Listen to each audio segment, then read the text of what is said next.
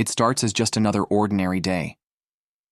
Mike Tyson, seeking a rare moment of peace, walks into a quiet cafe. But what should have been a simple stop for a coffee quickly turns into a nightmare. A group of racist thugs, infamous for their reign of terror in the area, spot Tyson sitting alone. They don't see the man, one of the greatest fighters in history. They see only his skin, and that's all the excuse they need to make him their next target. What begins as casual intimidation takes a sharp turn. Insults fly, personal space is invaded, and the tension grows thick in the air. But they make the fatal mistake of pushing too far, too fast.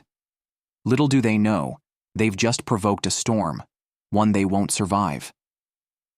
Subscribe and like this video to see how the story unfolds, as Tyson's calm demeanor shatters and a fight for survival ignites in the heart of a bustling city cafe. In the heart of the city, there's a small cafe, a haven of warmth. The morning sun spills through the windows, casting a soft, inviting glow over everything, setting the perfect mood for a chilly winter's day. Inside, the air is thick with the scent of freshly baked pastries and rich, aromatic coffee.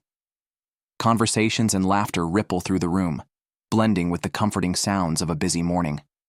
It's a picture-perfect moment, a snapshot of life, cocooned in the cozy embrace of this quiet cafe. But then, like a living legend stepping into the room, Mike Tyson walks through the door. His presence fills the space, the hum of conversation slowing, and all eyes turn toward him. He moves with a quiet grace, almost as if he's seeking solace from the chaos outside.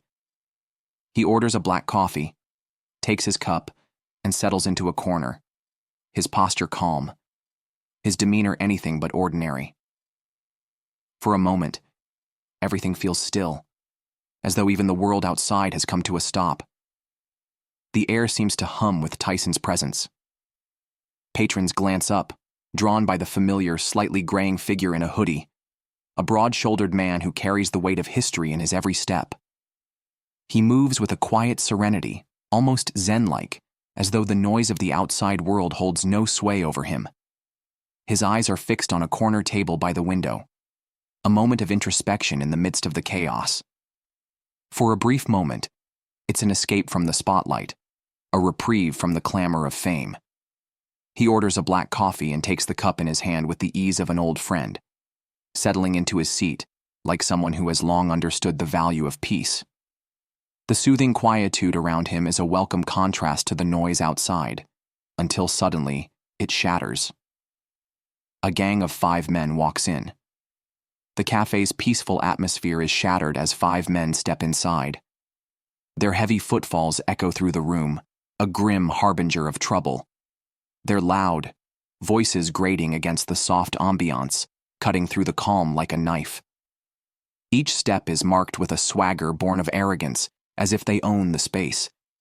Their appearance is a canvas of chaos, white skin covered in crude gang tattoos, and leather jackets that act as badges of their defiance. These men are well known to the locals, notorious troublemakers who thrive on disrupting peace. Their very existence is a challenge to the tranquility that the cafe represents. The leader, Eddie, steps forward. His face contorts into a mocking sneer, eyes narrowing as they settle on Mike Tyson. The arrogance in his gaze is palpable, as if he's already sizing up his next target.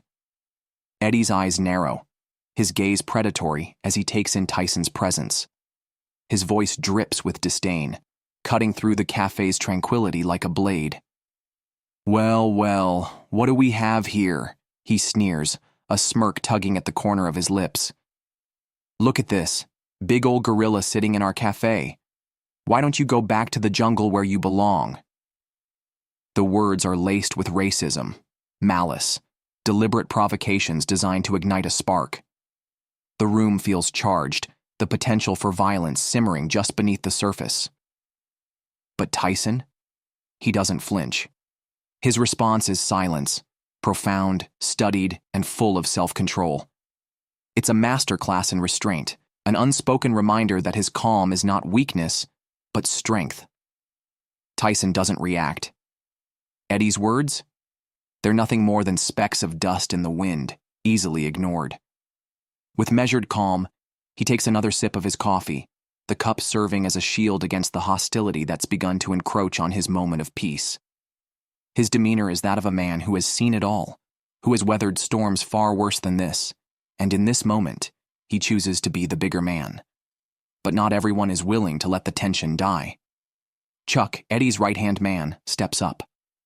A cocky smirk spreads across his face as he closes in, eager to add fuel to the fire. His words are sharp, a toxic blend of mockery and derision that slice through the air. "Hey, I think you don't hear too good," he jeers, his tone dripping with false concern. "Maybe that's what happens when you take too many punches to the head." Chuck's words drip with fake concern, his jeering tone loud enough to disrupt the cafe's fragile peace. "Maybe that's what happens when you take too many punches to the head," he taunts, his voice oozing with malice. "What do you think, Tyson? You need us to yell louder?" The disrespect is undeniable, a deliberate challenge, a dare to engage in an ego-driven battle. The group laughs, a cruel crescendo that fills the space, like a dark cloud descending on the cafe. Their laughter is an ugly harmony, a twisted soundtrack to their malicious glee, each chuckle a further attempt to tear down Tyson's quiet dignity. But Mike Tyson? His face betrays no emotion, no flinch, no shift in expression. He remains a study in composure, his gaze fixed ahead, the storm around him crashing against the stillness of his resolve. Tyson continues to sip his coffee, his posture unruffled, his eyes fixed on the window, as if the world around him has ceased to exist. His serenity in the face of such blatant hostility is both infuriating and baffling to the thugs, who are used to provoking their victims into a reaction. But Mike? He doesn't give them the satisfaction. Sarah, a young waitress with a timid demeanor, can't stand idly by. Her heart races, but she knows the peace of the cafe is at stake. With courage born of necessity, she steps toward the group, her voice a shaky whisper betraying her fear, but she presses on. "Please, guys. Not here," she pleads, her eyes darting nervously between Eddie and Chuck, trying to diffuse the tension before it boils over. "Just leave him alone. He's not bothering anyone," Sarah pleads, her voice trembling as she attempts to stand firm. Her words are an act of defiance in the face of danger, a brave but futile attempt to diffuse the escalating tension. But it's clear, the thugs have no intention of backing down. Eddie's grin widens into a mocking grimace, a predatory look that sends a chill through the air. He turns away from Sarah, brushing off her attempts at peace as though they're nothing more than an annoyance. His eyes lock onto Mike Tyson as he advances, each step more deliberate than the last, the malice in his gaze unmistakable. "Nah, see, we just want to talk to our new friend here," Eddie sneers, his voice carrying a threat so heavy that Sarah can almost feel it in the pit of her stomach. His words slice through the air, a razor-sharp promise of what's to come. Eddie's sarcasm hangs in the air like a blade, slicing through the cafe's fragile peace. The tension is palpable, and with each heavy, menacing step Eddie takes toward Mike's table, the atmosphere grows charged. The cafe holds its breath. With a calculated swipe of his hand, Eddie sends Mike's coffee flying.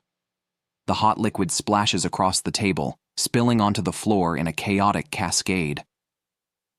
The ceramic cup shatters with a violent crack, its sound reverberating through the room like a gunshot, breaking the stillness and signaling that this confrontation is no longer just words. The other thugs laugh, their grins spreading like a contagion, fueled by Eddie's actions. It's as if they all share in the satisfaction of pushing the man to his breaking point. Eddie's actions signal the beginning of a dangerous game of intimidation. The cafe, once filled with a gentle hum of early risers, now falls eerily silent. Patrons and staff alike pause, their eyes fixed on the brewing confrontation. The air grows thick, as though the very walls themselves are holding their breath, waiting for the next move. All eyes are on Mike Tyson.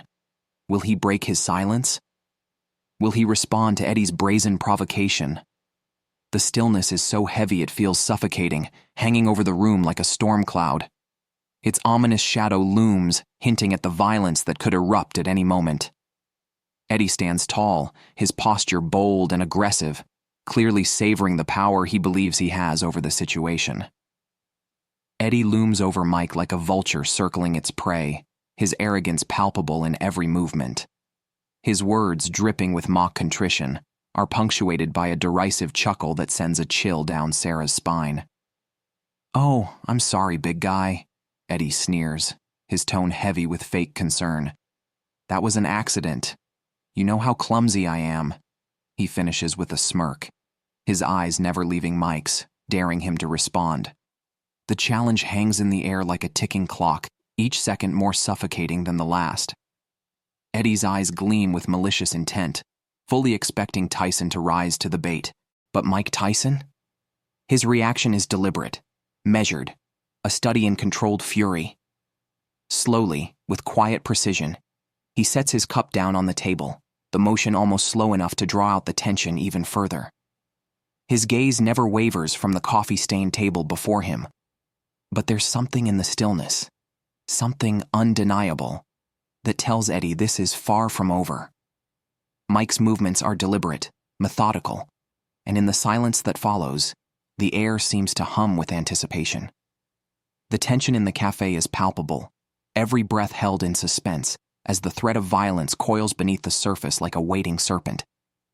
Then, with a quiet calm that only amplifies the fury boiling within him, Mike reaches for a napkin. He begins to wipe his hands, his motions so controlled, they appear almost serene. The calmness only serves to heighten the tension.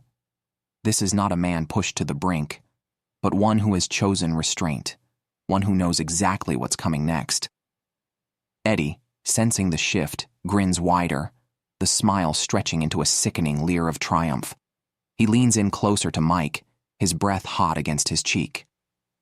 "I'm talking to you, boy," Eddie growls, his words dripping with malice, a venomous slither that cuts through the cafe's silence.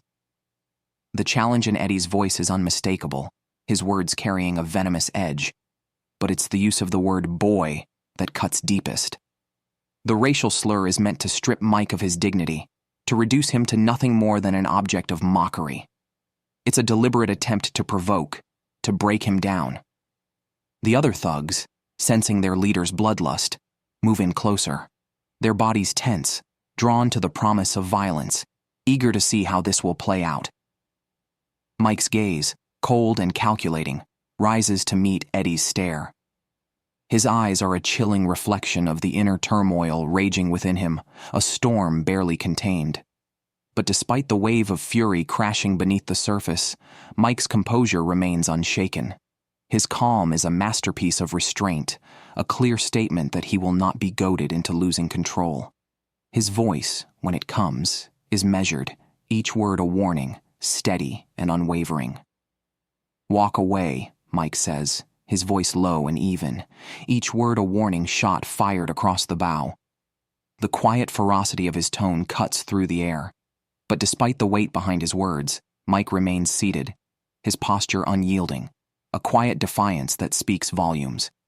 He will not be cowed by Eddie's aggression, not now, not ever.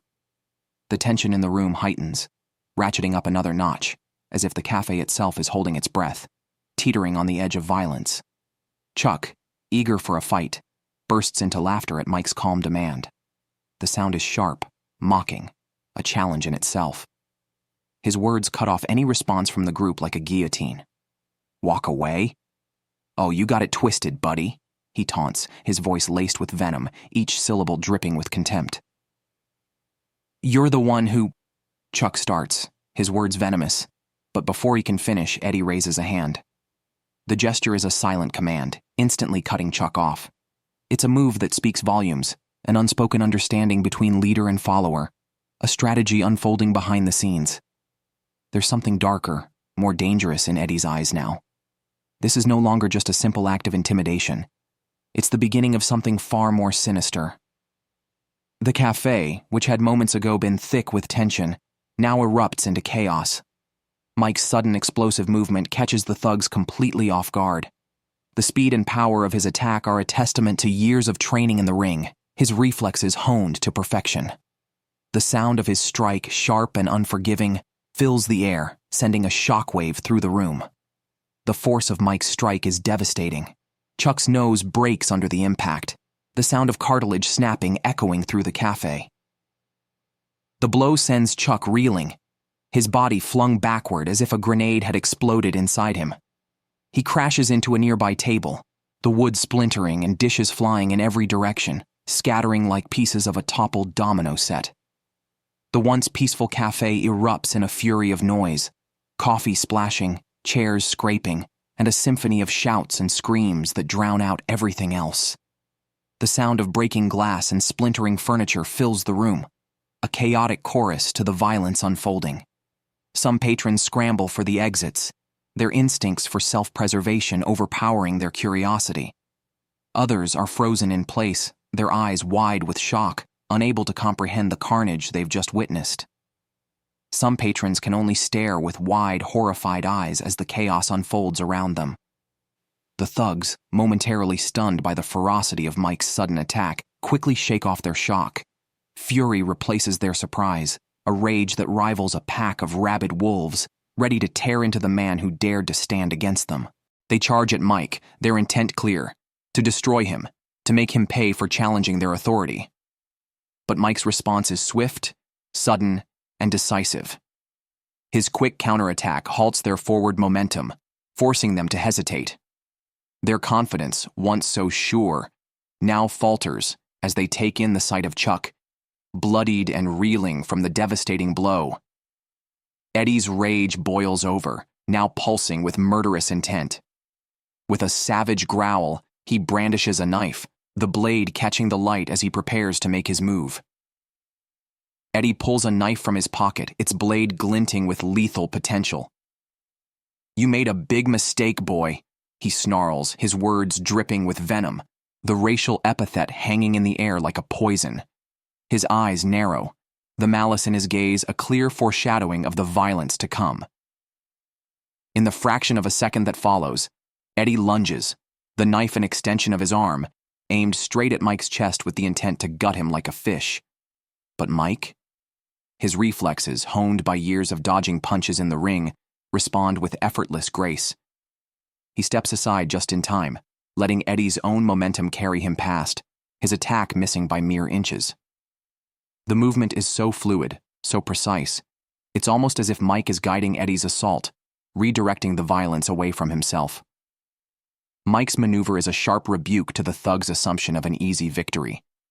It's a visceral reminder that they are dealing with a man who has long stared down danger and laughed in its face. With precise, economical motion, every movement a testament to his strength and skill, Mike seizes Eddie's wrist in a vice-like grip. His fingers dig into Eddie's bones, contorting them with the force of a man who knows his own power, as if the bones were made of clay. With a swift twist, he disarms Eddie, sending the knife clattering to the floor like a discarded toy. But Mike is far from finished. His left fist, a blunt instrument of focused fury, drives into Eddie's ribs with devastating precision. The impact sends Eddie flying backward, flipping over a chair before crashing onto his back with a painful thud, the wind knocked out of him in a single brutal strike. The remaining two thugs, adrenaline surging through their veins, heed Tommy's bloodthirsty command and charge at Mike with reckless abandon. Their eyes, wild and hungry, reveal their intent, a maelstrom of fists and teeth, desperate to engulf Mike in their fury. But Mike, a veteran of the ring, knows how to weather the storm of aggression. He moves with a fluidity that belies his size, dodging, weaving, and countering with the grace of someone who has spent a lifetime in the eye of the storm. Tommy's fist arcs through the air, a wild swing fueled more by aggression than precision. But Mike? He effortlessly ducks, his body moving like a matador dodging a charging bull. It's a single, fluid motion, graceful yet powerful, as he evades the attack with ease. In one seamless movement, Mike rises from his crouch, his right arm exploding upward with the force of a devastating uppercut. The punch lands square in Tommy's gut, and the impact sends shockwaves through his body. The force of the blow drives the air from Tommy's lungs in a single, agonized wheeze. Tommy collapses to his knees, gasping for breath, as if Mike's fist had punched away his very soul, leaving him breathless and broken. The remaining thug, eyes wide with fear, watches helplessly, his own adrenaline faltering in the wake of Mike's fury. The remaining thug, blazing with a mix of desperation and malice, snatches up a chair and swings it with brute force. The metal legs, once innocuous supports for weary legs, are now transformed into lethal weapons. The sharp edges of the chair's legs cut through the air, aimed directly at Mike's head like the bite of a shark. But Mike is no rookie. His reflexes, honed by years in the ring, are lightning fast. He weaves to the side with effortless precision, the chair missing him by mere inches, its wild swing leaving nothing but air in its wake. Sensing an opening in the thug's overextended attack, Mike turns on his heel, his body moving with the fluidity of a seasoned fighter. His fist, a blur of motion, rises in the air, and with devastating speed, his hook connects. It's a weapon forged by years of practice, and it lands with the full force of his fury. Mike's hook, forged by years of practice, lands flush on the thug's jaw, and the impact sends him spinning like a top. His body becomes a human projectile, feet lifting off the ground as he hurtles through the air, a living wrecking ball. The thug crashes into a nearby table, the wooden structure, once a humble support for food and conversation, crumpling beneath the force of the impact like so much kindling. The sound of destruction fills the cafe, echoing through the room like the death knell of the confrontation. Eddie, still dazed and bleeding from his earlier encounter with Mike's fist, watches helplessly as his comrades fall, unable to rise from the carnage he had so eagerly welcomed. Eddie manages to prop himself up on one elbow, his eyes blazing with hatred. "You son of a..." he growls, but his words trail off into a spray of crimson as blood spills from his mouth. Mike's patience, stretched to its limit, finally snaps. In one fluid motion, he strides over to Eddie, his face a mask of calm rage. Eddie, realizing too late that his bravado has earned him nothing but Mike's wrath, can only stare in horror as Mike's fist descends upon him. It's like the hammer of God, powerful, unrelenting, and inevitable. The sound of the punch is deafening, a thunderous punctuation that marks the end of the thug's reign of terror. The aftermath is a scene of utter devastation.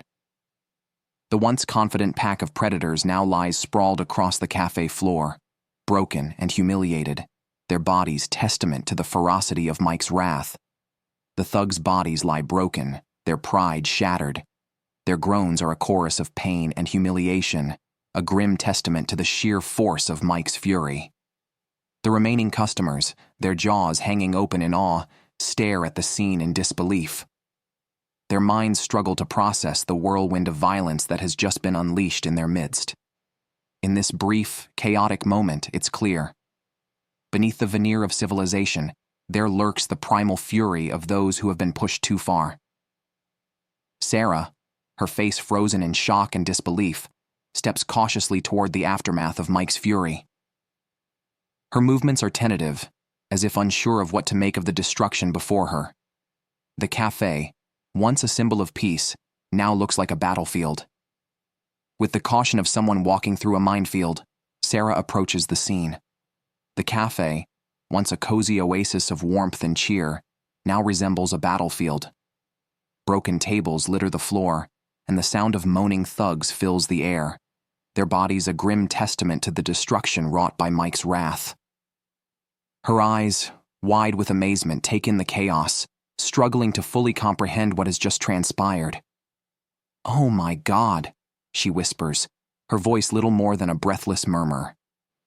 In that moment, her tone betrays a mix of awe and fear, a sentiment that undoubtedly echoes in the minds of everyone who witnessed the scene.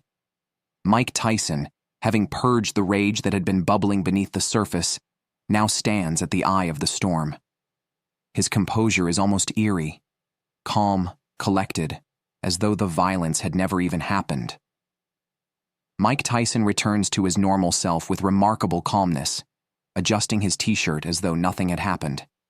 He smooths out the wrinkles, his movements almost casual, as if he were tidying up after a simple stroll.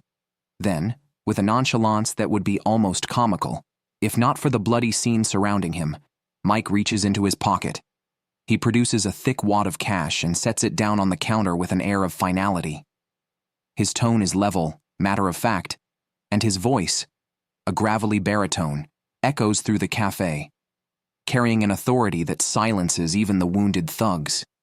His words are simple but commanding, carrying the weight of a man who is accustomed to being listened to, especially when it comes to the damage he's caused. "For the damage," he says, his voice infused with a quiet power that brooks no argument. In that moment, as the cafe staff and patrons watch on in a mixture of shock and admiration, it becomes clear. Mike has established his dominance, not just over the thugs but over the entire situation. Mike Tyson's gaze scans the cafe one last time, taking in the wreckage with a sense of finality. Then, he strides confidently toward the door, his movements steady and controlled. Every step he takes is heavy with purpose, as if the weight of the moment is something he carries with ease. Mike steps over the unconscious thugs, a symbolic gesture that seals their defeat, making it complete. His movements are deliberate, each step leaving no room for doubt. This is over. But before crossing the threshold, he pauses. His eyes lock on Eddie, the once cocky thug, now broken and groaning on the floor. The silence in the cafe is thick, heavy with tension and anticipation. The only sound that breaks it is Eddie's labored breathing, each exhale a painful reminder of his fall. Mike Tyson's words are spoken with a calmness that belies the power behind them. His voice cuts through the stillness, carrying a steel edge that leaves no room for misunderstanding. "Next time," Mike begins, his words deliberate and final, a warning wrapped in a statement of fact. "Pick on someone your own size," Mike says, his words a verbal jab, a pointed reminder of Eddie's folly. But beneath the surface of this sharp remark, there's a subtle note of regret, as if Mike understands that Eddie's error wasn't just one of judgment, but of humanity. With that final statement, Mike Tyson turns and walks out of the cafe. His broad shoulders seem to shrug off the weight of what has just transpired, as though the chaos around him was nothing more than a passing storm.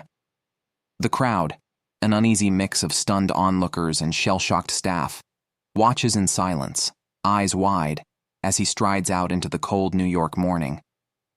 But even after Mike has vanished from sight, his presence lingers in the air, a palpable residue, as powerful as the fear he had instilled in the thugs.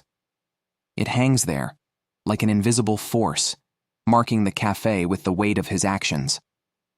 The screech of sirens cuts through the stillness of the morning, signaling the arrival of the police. Just minutes after Mike's departure, their flashing lights illuminate the street outside, casting an eerie glow over the cafe. Inside, the wreckage tells its own story. Broken tables, overturned chairs, and moaning thugs sprawled across the floor, all bearing witness to the violence that had just unfolded. The scene speaks volumes, even before the officers step through the doorway. When they finally do, their eyes widen in surprise at the devastation before them.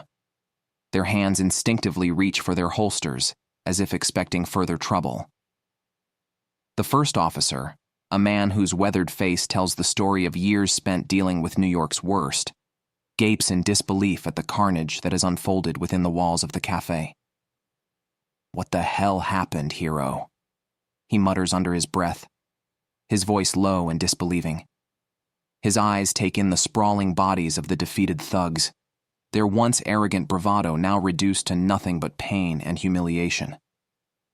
The officer's question is rhetorical in nature, but it hangs in the air like a challenge, demanding an explanation for the chaos that has enveloped this once peaceful establishment. Sarah, her smile playful and mischievous, seems to have regained her composure, even as the officers survey the aftermath of Mike Tyson's wrath. She sets about her duties, wiping down the counter with a rag that seems almost comically small, in contrast to the scene of destruction surrounding her. Her words, accompanied by a casual shrug, suggest an unspoken complicity with the events that just unfolded. "Just a little misunderstanding," she says, her tone light and breezy, as if the wreckage around her is no more than an everyday inconvenience. Don't worry, they started it. Sarah's casual tone, paired with her shrug, speaks volumes. Her words carrying an unspoken alliance with Mike's actions, an alliance that transcends the boundaries of legality. Just a little misunderstanding, she says, her tone light and breezy, as though the destruction around her is no more than a minor inconvenience. Don't worry, they started it.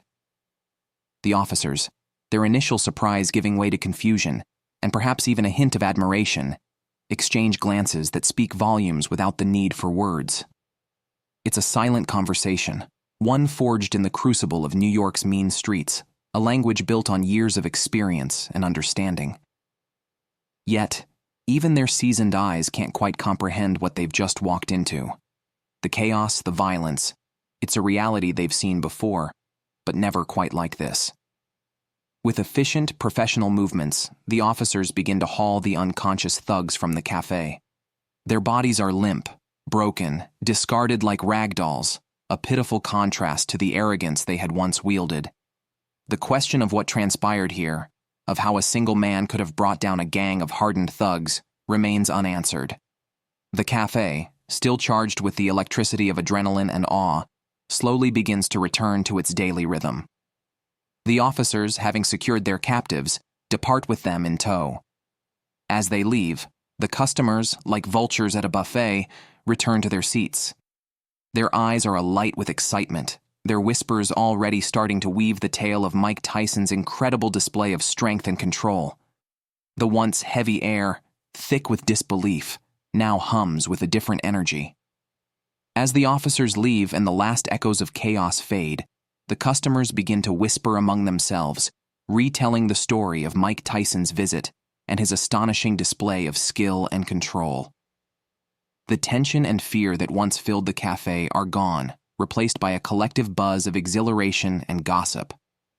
The excitement is palpable, like an electric current running through the room, as each person eagerly shares their version of the events that just unfolded. Thank you for listening to the whole story. Have a good day.